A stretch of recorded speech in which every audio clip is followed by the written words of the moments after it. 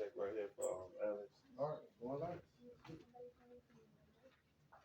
I will not get caught up in this race. Man, you do that. What's going on? What's going on? We just waiting on Mr. Davis. We going live. Let's get it. What's going on, people? We back in this thing, business in the cut. We got two of your top-notch people in the city right now, and we want to thank them for coming on tonight. We got Gilberto. Say that last name for me. Herrera. That's what I thought. Gilberto Herrera. And we got Kelvin Davis. So we want to thank them for coming on for us. Nah, thank you for having me, bro. So I guess we'll start first with you, Mr. Davis, since you sent the long. Appreciate you. So you do what? What is your business? Just in short, what do you do? Just the name of your business and what do you do? We are Monolith Enterprises. Monolith. Okay. Big old stone. Okay. And we do business consulting. Okay. All right. But tonight, I said that I would give some insight on the importance of credit, how credit can be used as a tool to level up our lives. So, but Monolith Consulting, we do business consulting. We help with startup businesses with the foundational work as far as choice of entity, information or consulting regarding their bank accounts, EIN numbers, billing numbers, things of that nature. Everything they might need: business address, business website, business telephone number, everything that a business needs on a foundational level. We don't give information concerning how to run their business. We assume that they know how to do that and they're the best person for it. But a lot of the foundational things that every business needs, we consult on those things. Before we go any further, y'all just heard what kind of information this man is about to drop on you. So I need everybody that's on this live to share it. So how do we monitor the views? Can we see it from there? They will come up. But, okay. I don't got my glasses on. But we do need you to share this. Yeah, please share it, and we can get this to. I can't see the view count, but I'm gonna repost it as much as I can because this is information that needs to be known. But I'm gonna take it even a step further because I'm on your show Q. Okay. If we get this to 100 views, I'm gonna give away a $3,000 package to one person that you choose. So if we get to 100 views. Yeah, at one time. At one time. So I need everybody to share it. Everybody needs to be sharing this. He's gonna give away a $3,000 package. And tell your friends to tell their friends. It's a $3,000 package. It's gonna be my marketing course that I use with all my companies. I got another course to help you build your own brand. Instead of paying someone $10,000 to do it, you can do it yourself. And I got all the resources built into that, and my book that shows you how to pretty much go from nothing and start making your first profitable sales. Okay. So you heard it here. I want y'all to share this. So we need to get to 100 views at one time. So and I need you to go to YouTube and subscribe to Business in the Cut. And the cut is spelled K-U-T-T. K-U-T-T. Yeah. Right. So now, Gilberto. Talk to me, brother. What's the name of your business? My business, I got several, but all of them are under my enterprise. Is my name, Gilberto Herrera Enterprise. Okay. And my goal is to help people scale to their financial desired level so they can have time and financial freedom. We all do. Those are the things we do things for. We want to have the time and the resources to do whatever we want. So I build my companies around, doing just that. Okay. All right, Kevin. My question to you is this. I got a lot of questions. So with these two big businesses, I had to, write it down. So how does credit repair actually work?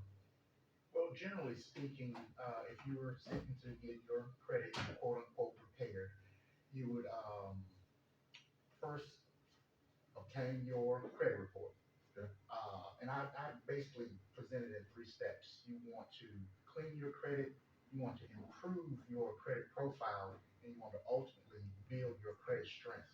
Mm-hmm. With cleaning your credit, the first thing that you need to do is find out where you are. Kind of like being at the mall, and you want to find a particular store, you'll go to that directory, you'll locate the X that says you are here, mm-hmm. and then you'll locate the store that you want to go to and navigate yourself on the map to the store that you want to go to. So, but credit repair basically involves finding out where you are, uh, determining where you want to be. Maybe you want to have a certain score to qualify for a mortgage. Maybe you want to have a certain standing to qualify for a loan. And those can be two very different things. But once you find out where you are, then the next thing is to strategize or plan what can I do to clean up some things, some derogatory marks on there? What can I do to build up my score? Maybe add another credit card, whether it's secured or unsecured, become the authorized user on another person's credit card to kind of build up my credit. And then we absolutely want to pay our bills on a regular enough basis to where we can, kind of do some organic credit repair. So a couple of things are involved. Do you think that I can become an authorized user on your credit? Unfortunately, no. I know you too well, and I would be Dang. afraid that. Wait, you so would take my basically you score saying down like too rapidly. I can't become an authorized user on your credit because you feel like you know me. Hey, oh, yes, Listen, I feel make me an like this. authorized user, and you just keep the card. Well, that means that goes without saying. Yeah, and see that way it'll help build my credit. Can that happen? Yeah, absolutely. Okay. And I would recommend anyone who would allow another person to be the authorized user to seriously consider whether or not you should allow them the use of the card.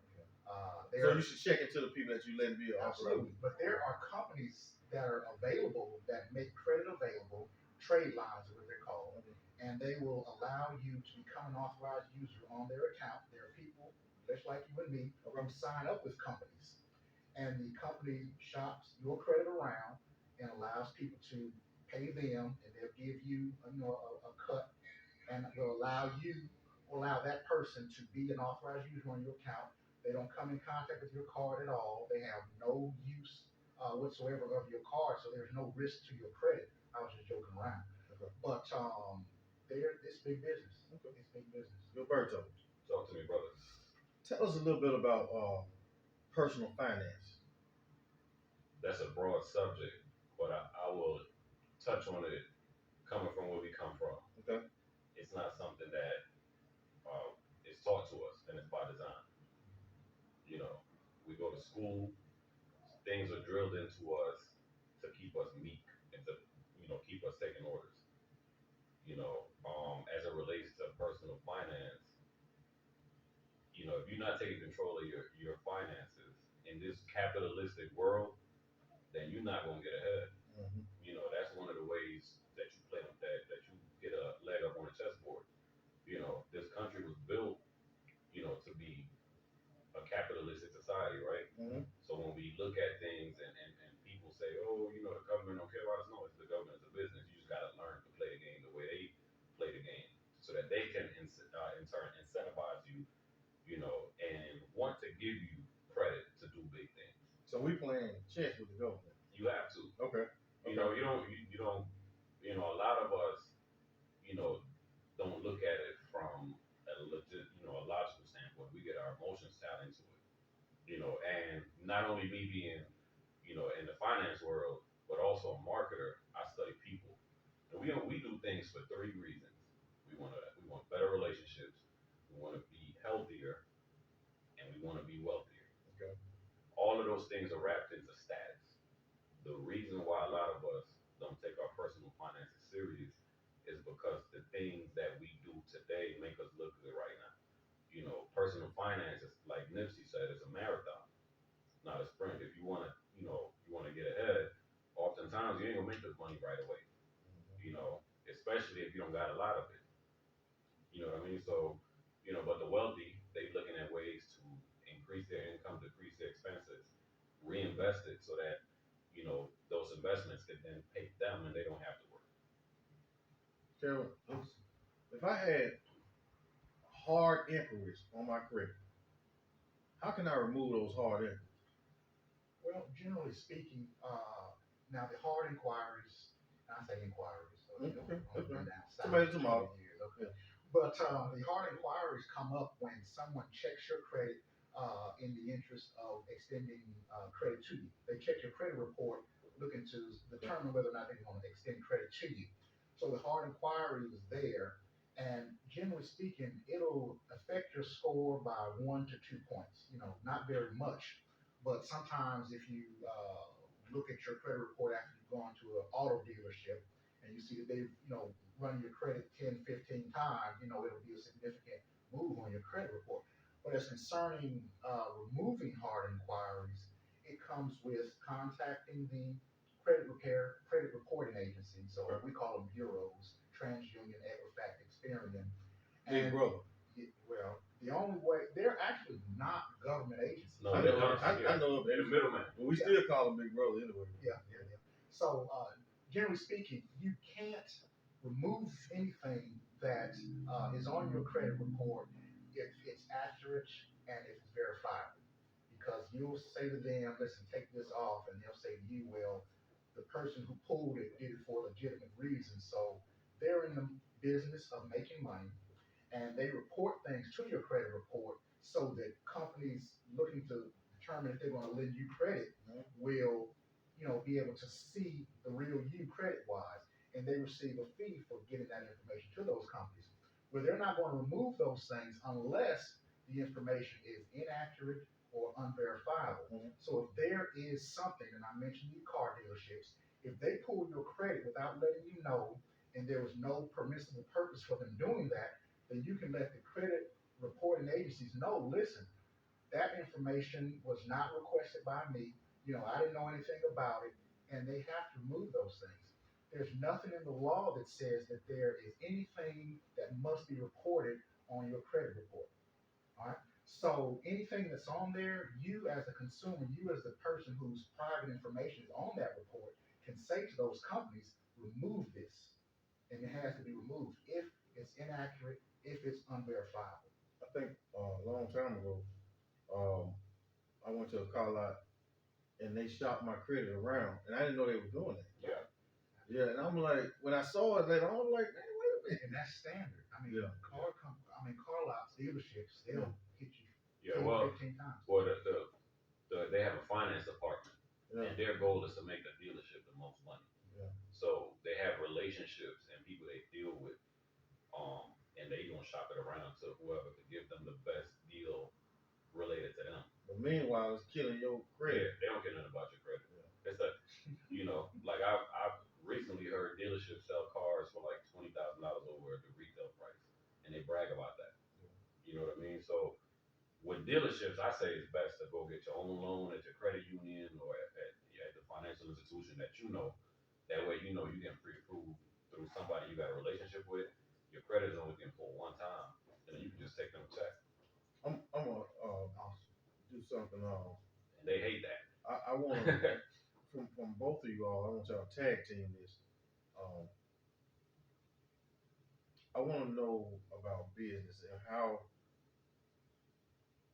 Well, let's do this. Yeah. Before we get into business, I see that the view is dropping. Please share this post. Keep sharing it. If you're getting value out of this conversation, make sure you like, comment, subscribe on the YouTube channel. That helps us out a lot, and that helps Q, be seen by more people that can get value from this. We on the road to what? Giving away a $3,000 package. Yep. But in the interim, if you want to keep seeing conversations like this, it doesn't take anything to just go to his YouTube channel, subscribe, leave a comment, like the post, and then share it with somebody. Business in the Cut. Go to that channel, subscribe. It's called Business in the Cut, and the cut is spelled Kutt. So, well, my question is, since you posed the question, I want to ask you first, but I want y'all to tag team. Why do businesses fail?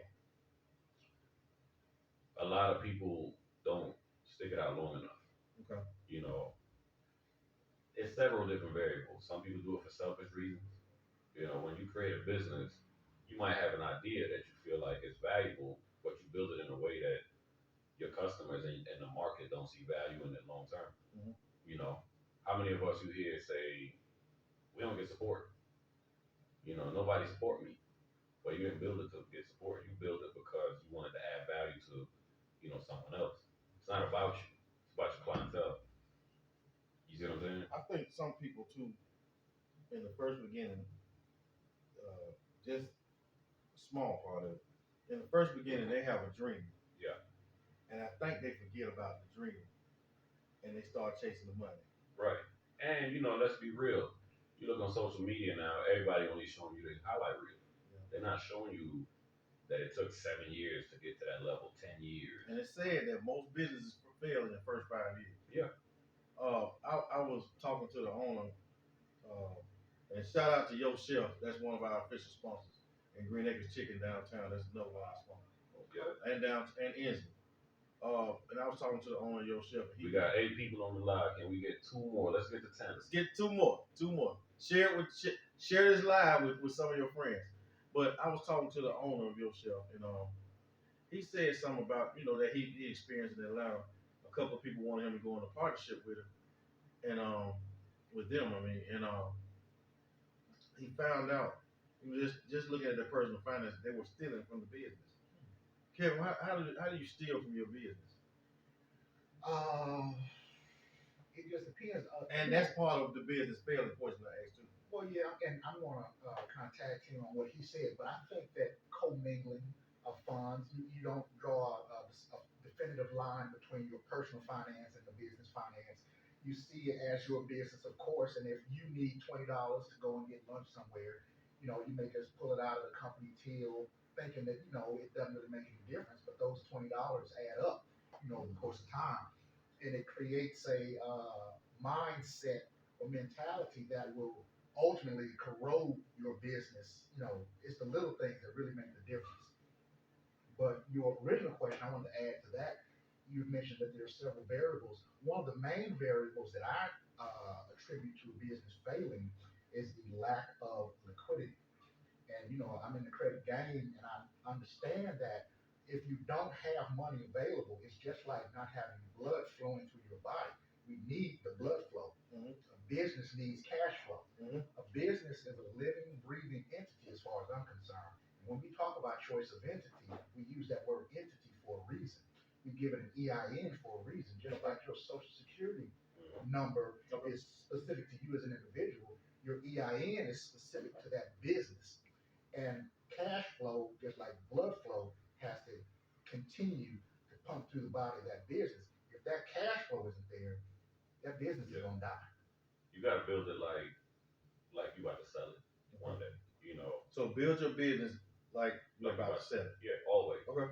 You always gotta have when you write a business plan. There's always exit strategies in there. Mm-hmm. Whether you sell off, what it's whether it goes under. Like you always gotta have that exit in mind. Not because you want to sell it, but let's say somebody comes and makes you an offer you can't refuse. Mm-hmm. They don't want to work. They just want to buy something that already works and just grow it. It's just like going outside the house. You may not be looking to attract a person, a woman, or whatever, a man, but you're still going to present yourself in such a way that you are attractive.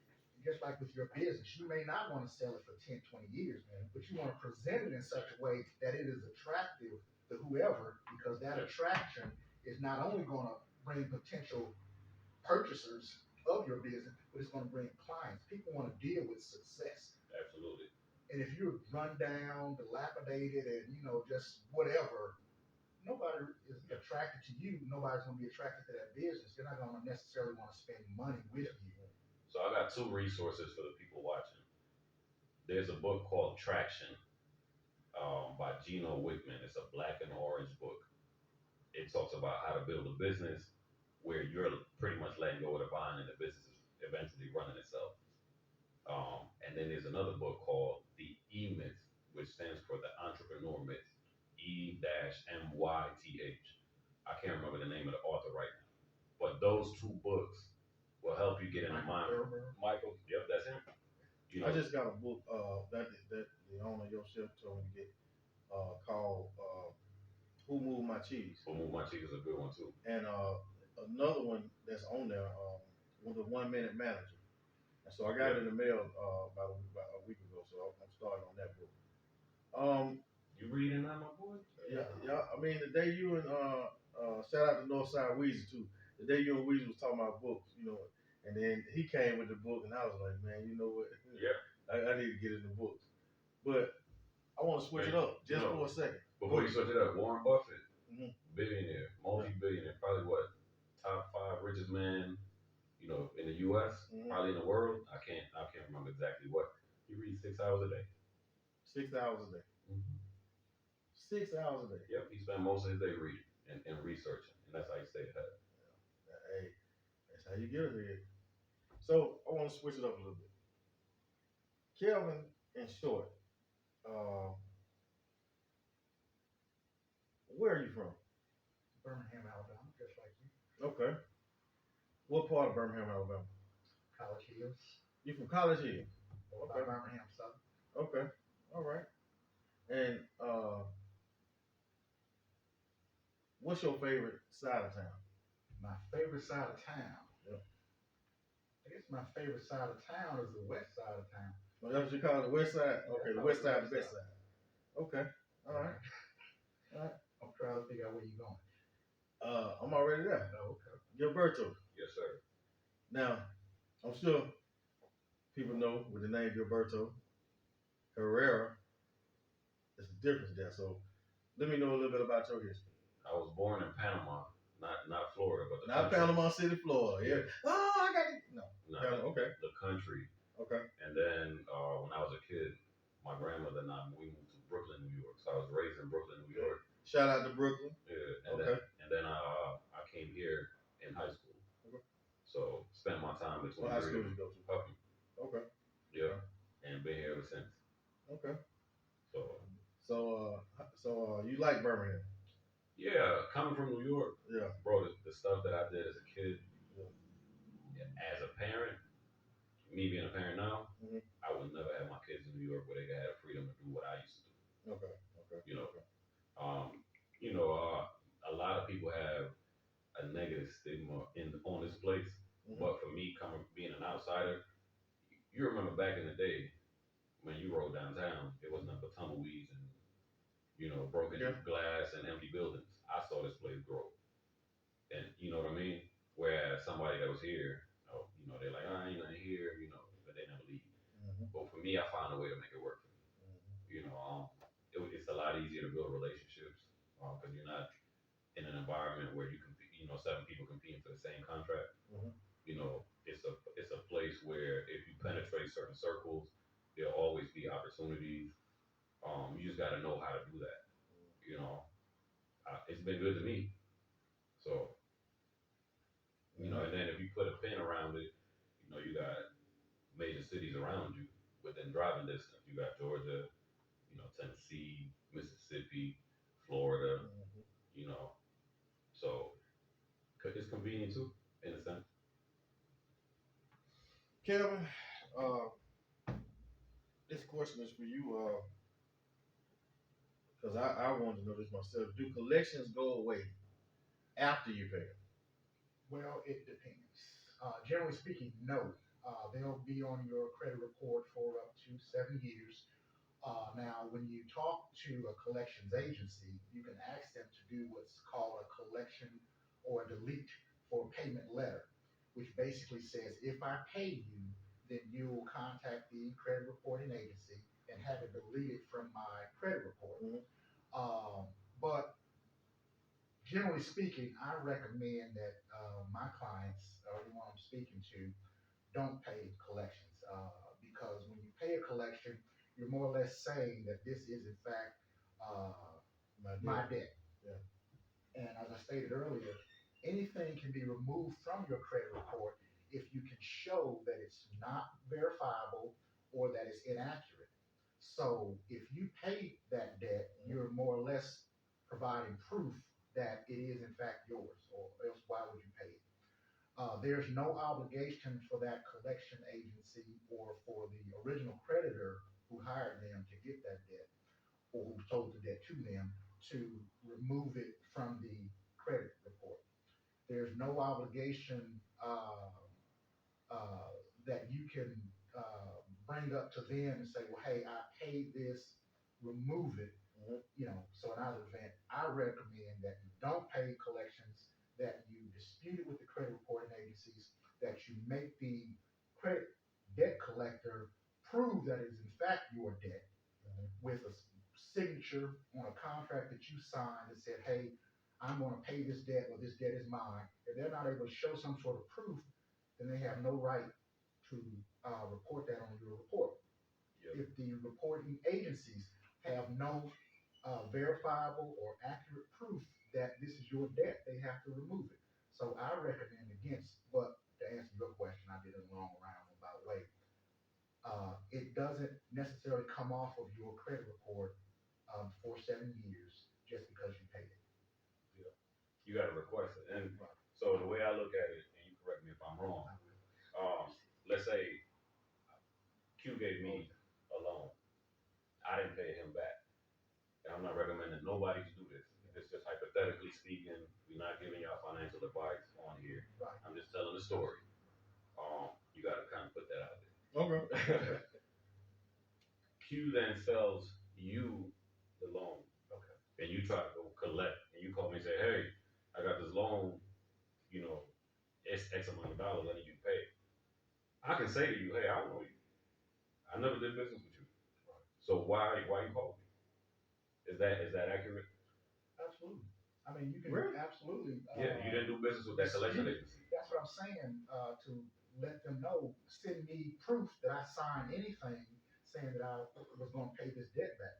So if you didn't give me the IOU that he signed, I won't be able to show him anything that says he owes it. And then in either event, even if I am able to give him an IOU, there's nothing with my name on it from him. Mhm. There's something on my name on it from you, but not from him that he's going to pay this debt to me. Yeah. And if you shout out to the Birmingham Urban League, they got a free resource that you can get. If you go to the Birmingham Urban League, there's a resource that you can get. It's a book that they have and one of the things that's in the book is how to handle collection agencies when they call you. Awesome. A lot of people don't even know there's a certain way you can talk to them. You know, because the minute they call you, they try to get you on the hook. Yeah. You know. Yeah, they called me before, and the first thing they said, Quincy? Yeah, they got your speed. I don't know you. But I want to give a shout out to William Barnes at the Birmingham Urban League and the staff of the Birmingham Urban League for the good job they're doing in the community. I think he won Businessman of the Year last year. Yeah, CEO of the year last year. So shout out to him and congratulations on that. Yeah. To William Barnes. My next question is this to both of you guys. What makes a successful business? That depends. Okay. You know, for me, it's the impact you're having. You know, doing good while living good. Okay. You know, if I'm having a huge impact on the people that I'm serving, and I can still, you know, have the freedom to do what I want to do in my life, and the business is the beacon to that, that's a successful business to me. You know, it might mean other things to other people. Some people might just do it for the cash. You know, some people, you know, want to do it because it makes them look good. You know, it all depends. You know, some people build businesses to sell them. I think that's a great point. Definitely to have an impact on the community in a positive way. One of the things that we always strive to do with at Monolith is to add an educational component to any interaction that we have with a client. So we're not only looking to service them and repairing the credit, and we call it personal debt solutions. What we're also trying to do is not only give them a fish, but teach them how to catch a fish. Teach them how to maintain the positive habits. You know, we can get them in a better position, but to maintain that better position is on them. So I think that I'm gonna say Mr. Herrera had mentioned, to have an impact on the community, I think is a sign of success, especially in our community. You know, we want more of us to spend money with more of us. I think that to have something more than just a product that you're selling will help to bring that about. You know, well, this business had a program where some old people were helped. Well, that business had a program where, you know, some kids were put on to some sort of higher learning program or whatever, more so than they just sold me some sneakers or sold me a hat. They're doing something in our community. I think that goes towards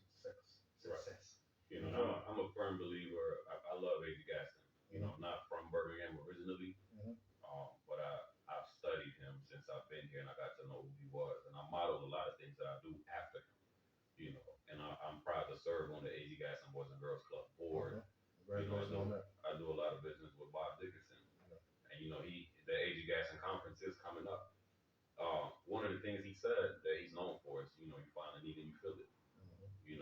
And I think that's what business is all about: finding a need in the community that you're trying to serve, in the market that you're trying to serve, fill it to the best of to your abilities, to the point where the people that you're serving are getting their needs met. I think one of his slogans was, "A part of all you earn is yours to keep." Absolutely, and that's a part of personal finance. The first you pay yourself first. Since y'all spoke on business, I want because this is like personal to me. And I love seeing this. The food trucks, they're doing a really good job. Y'all gonna have to help me with this. So I want to shout out to Jolly Treats, Fat Charles Barbecue, Travis. What's some more food trucks? Man, I'm texting her right now. Whitney Simone's Kitchen, ATL. Simone's Kitchen. Man, you got so many of them. It's one in particular because I used to eat there all the time. He used to be downtown. What's his name? Downtown where? He used to be downtown right there in the parking lot of the Shell. I cannot think of his name. I mean, shout out to everybody. But make sure y'all support these food trucks and what they're doing. Well, I ain't gonna say that. Go to the ones that are providing the best service. That's providing the best service. It ain't your job to support them. It's your job to fill your needs. But we want to make sure that all the food trucks are being supported. Right. But we gotta put that kind of. If they're giving out good customer service, quality food, and if they're making sure that they're being safe. Yeah. Because you can get to a food truck and they're not being safe. Why do you think a lot of the best ones are doing well? I think number one, that's just me. Like I said, I think a lot of food trucks are doing well because of appearance. That's number one. Branding. Like I said, appearance and branding. You're right. Status. Status, but the food is good. They putting out quality food. I know people read the health department scores too. That's another thing. A lot of people big on the health department score. A lot of them. I would say, man, that consistency. That's a big thing because a lot of them are consistent. But the ones that are consistent, because like I love to see when they have like all the food trucks together, and they make up their own food truck part. Because at one time they wouldn't let us have food trucks. Like on the south side, they said, well, you can't bring your food trucks over here. But they already got their food trucks. Absolutely. Cantina. Yeah. See what I'm saying? So now we got our own thing. So it's like we can do our own food truck part. Yeah. So we really want you to support as much as you can those food trucks. Not only that, who provide the best experience? So I'll give you an example. Whitney Simone. That's a good one. When you go get that seafood grilled cheese that she has, nobody else has that. That's an experience. Yeah. Encore Rouge, that's his name. Yeah. Oh yeah. Yeah. Encore Rouge. I used to eat that all the time. Yeah. So create, like I'm gonna give you an example. I'm gonna use somebody that's bigger. Okay. And they're actually opening up a restaurant, Slutty Vegan. Slutty Vegan. Shout out to Slutty Vegan. When the 2 times they came here, the line was around the block for me. Well, it's a vegan truck because I saw it down in Belson. What's the name of that one? I don't know this. But what I'm trying to get to is Slutty Vegan created a brand, and they give you an experience. You don't just go there for the food. You go there for what they named their stuff so crazy, and when you go there, it's an experience. So you pay extra for the experience with your time and with your money. So it's no different than when you go to Saks.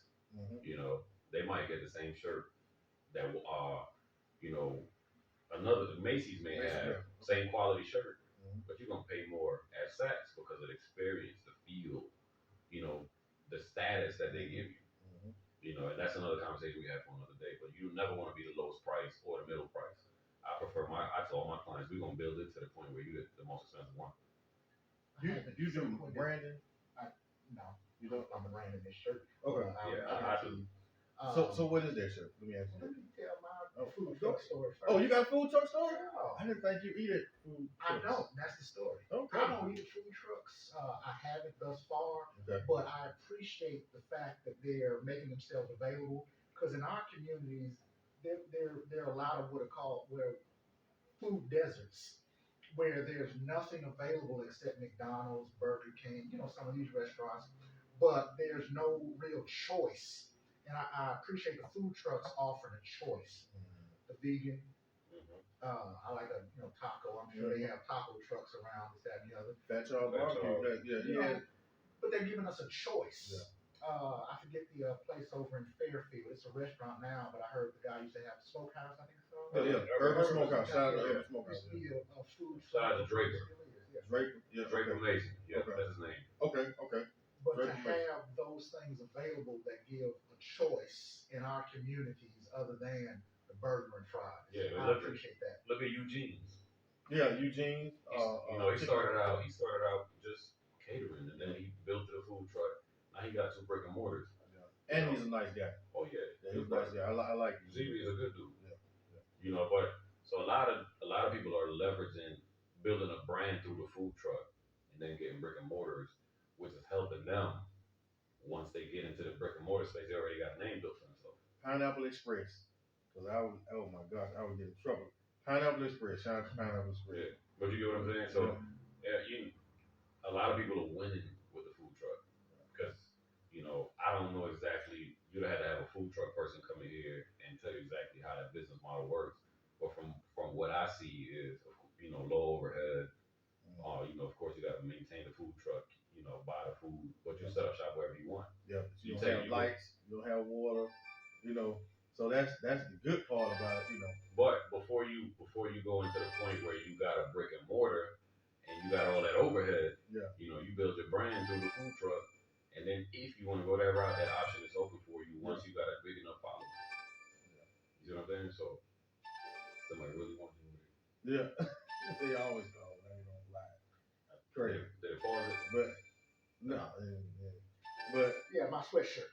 Yeah, so your sweatshirt. Yeah, I'm promoting my own TNT brand, TNT lifestyle. TNT is do it today, not tomorrow. Do it today, not tomorrow. Today, not tomorrow. That's what we want to do. We want to do it today, not tomorrow. Not give in to procrastination, not give in to wasting time. Make 2022 an explosive year. Make it special for whatever reason. Any reason you can think of, imagine, pretend, whatever. Make 2022 a special year. And I'm promoting doing it today, not tomorrow. This is my own personal. Do it today, branding, and not tomorrow. Yeah. Yes, TNT, today, not tomorrow. That explosive from the Bugs Bunny cartoons. They would always have the TNT dynamite sticks. I get it. Yes. And the Coyote never win. Against the Roadrunner. I guess he came up. Looks like he never won at all. So how did you incorporate the dragon into it? I'm a UAB Blazer, and I want to, kind of keep it but I couldn't take what they had. So you did a baby dragon on it. Yeah, I had to find one. Yeah. I'm a Game of Thrones fan as well. Yeah. So, I'm all about these dragons. Game of Thrones. Okay. We're gonna have to have a cryptocurrency episode one day. I'm deep into that right now. Well, I mean, we can't do it right now, but that blockchain is this guy tried to get me into cryptocurrency, and I mean I had never heard of cryptocurrency, so I was like, what is he talking about? But he really tried to get me into it when it was like nobody really knew about cryptocurrency, and I was like, I remember the year because I heard about Bitcoin back in 2012. And I'm like, what the heck is that? And I hate that I didn't at least put $1,000 down. Yeah, you could put $100 down. I wouldn't be sitting right here with y'all right now. Yeah, you already had fun with it, so I just don't let me get no money. $1,000. Don't let me get no money. But I remember the year. Do you remember the year when he mentioned it? This was about 3 years ago. About 3 years ago. So what's considered as good credit? You're looking at 680 will get you. It depends on what you want. If you want a mortgage, you can be in 500s and get yourself a mortgage. Yeah, but you really want to get to the point where you're in the 600s because then you got better leverage. You really want to be in the 700s. Yeah. Now 800, you're talking about that's perfect. Going into business for yourself. Because why go up to 800? 850, you don't. I mean, what's the point?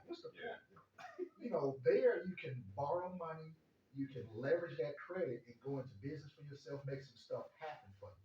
So 700 is good enough to just live regular like us. Yeah. But if you get into the 800s, you need to have an idea on what you're gonna do with that credit, and leverage that thing into something great. If you at 800 and you ain't doing nothing with it, you's a sucker. Yeah. Well, you know, one of the things like you mentioned, you got good debt and you got bad debt. Right. See, a lot of us are taught to get good credit, but we're not taught what to do with that. Right. You know, a lot of us will get department store cards. We go over leverage ourselves in the house, get a fancy car. That's mostly your personal finances. That's mostly your, you know, your money that you got coming in every month. You know, a smart person will take that credit and go and use that to invest into something like real estate Like a or food truck business. or business. Yeah. You see what I'm saying? And let that credit, for instance, let's say Other you people's money. let's say you got $100,000 credit line. You buy and these are not real numbers. I'm just using hypothetically. You buy a $50,000 house, all fixed up, and let's say your monthly payment for that is gonna be like $300. I'm throwing numbers out there. You know, where you can rent that house out for $800 a month. You see what I'm saying? That's none. You didn't use your own money. You went and got an asset that's now cash flowing. That's putting $500 in your pocket and paying your debt back for you. You see what I'm saying? That's how you leverage credit, but they don't teach us that. No. You know, when you go to college, they send you credit card offers, and which I think is crazy because our brains ain't even fully developed until we like 25. I think the credit card offer is already a trap, especially if you don't know. Yeah. Let me say this: our brains may not be, but there are brains that are 20 and younger that are developed. That's Because they were brought up in it. Right. Yeah. But a mind that's never been taught that, which is most young adults. You know, why you think your car insurance don't really start going down until you turn 25? Because that's when your brain is fully developed and you start Supposed to be. Yeah. Because I know some 50-year-old fools. So, yeah. But you start making better decisions as you start going down in those 20s. But like you said, you know, if you've been brought up in that, you know, a lot of the times I've seen some kids who got 750 credit score out the gate. You know, but their family's been grooming them to do these things. But an average person that come from where we come from and they go to college, you know, that's their first time outside of their own environment. They start getting these credit card offers and they broke. You know, they look at that as free money. Now they can go buy the Jordans they want without asking moms for it. They can go eat at whatever restaurant and just run it up. And get behind. I did that when I was about 18. Right, because they start sending you these credit card offers. I went to Macy's and I was trying to get 10% off and they gave me the card. Right, and then guess what happened? You get the Macy's card, you run it up. 6 months later, they say, hey, we increased your limit. You go run that up again, and then they increase your limit again, and before you know it, you got more debt than you can handle. But you got a lot of nice clothes and things. You see what I'm saying? And that's the only thing. You broke and rich. Absolutely, you look rich. Yeah, you look rich. You know, that's broke. But that's what I'm saying. So we do things on an emotional level, and we do it for status. You know, status means different things to different people. For most of us, we want to look like we doing something right now. You know, the funny part in our world is when a young person, and this is our mindset, and both of y'all on the same level, right? To me, like y'all in the same realm. When they see you and they see you the button down shirt, they say, "Oh, he know what he talking about." They see you in the sweater, they say, "I don't know about him." When they see you driving that Mercedes or whatever kind of car, they see you driving a Honda, they say, "I don't know about him." So it's crazy how our mentality is. Yeah, it's a brand. Yeah. You know, and it's sad that that's how it comes to. But I know some millionaires that drive Camry. Yeah. Well, what do we promote in our music videos, in our celebrity status or whatever?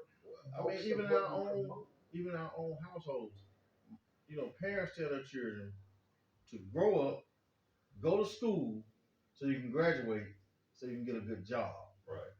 Not to grow up, go to school, get as much knowledge as you can, so you can own your own business. Right. And by the way, the highest paying careers right now are averaging about 140,000. You don't have to go to college for that. You can just get a course. Yeah. You know, And you And can you go to can work. trade schools and make a lot of money. Yep, and you can work from home. So at the end of the day, like, man, I got another question because this was asked to me.